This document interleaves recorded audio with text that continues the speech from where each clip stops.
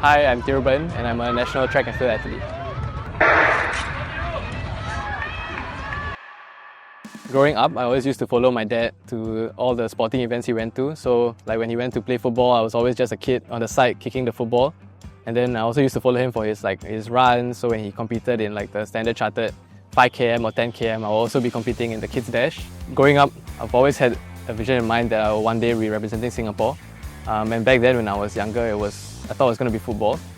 So I used to play for my school team in primary school, and I was actually in the junior sports academy. But then moving on to my secondary school and JC days is when I picked up running. I would say my breakthrough year was when I was in JC 1, because that was the year that I broke the national school games record for the 800 meters.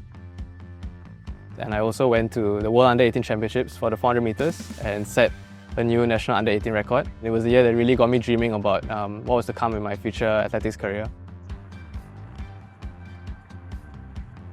So I train like twice a day, almost every day.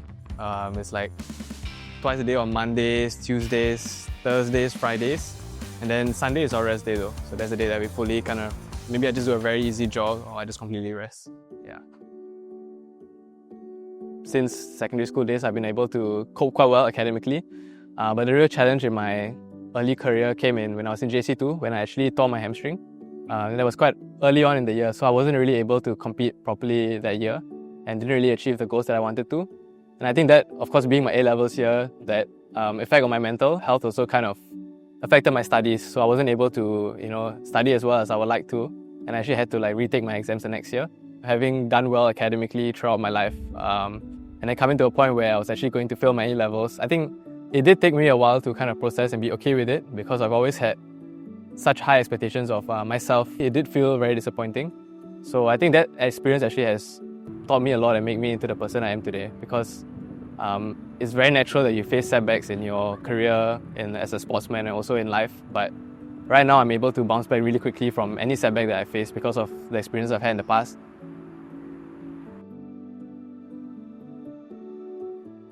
Even in my darkest moments when I was injured for long periods, I think running was something that I always knew I was going to come back to, because it's something that I have the passion for and I know deep down that I have the ability to do well in. I think running will always be a part of me.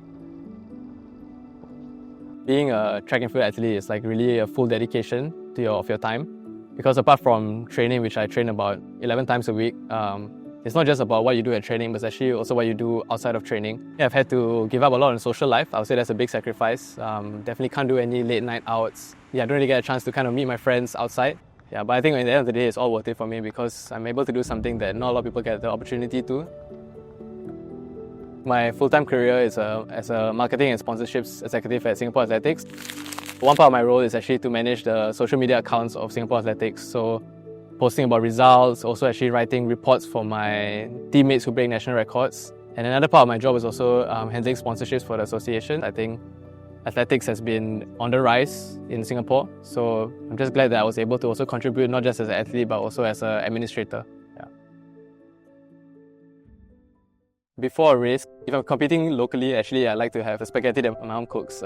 This is just to make sure that I'm eating something that my body is comfortable with. I try to remind myself to take it easy on race day, not to be too much in my head about the upcoming race, and actually to socialize. I find it that talking to my teammates before my race and just joking around like normal actually helps me to not get too overly stressed.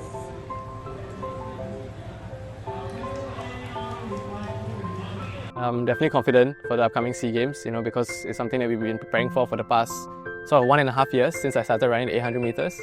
I'm definitely in probably the best shape that I've been. So it's going to be anyone's game, but I really have full confidence that I'll be able to do well. And I'm actually really looking forward to be able to be a part of the race.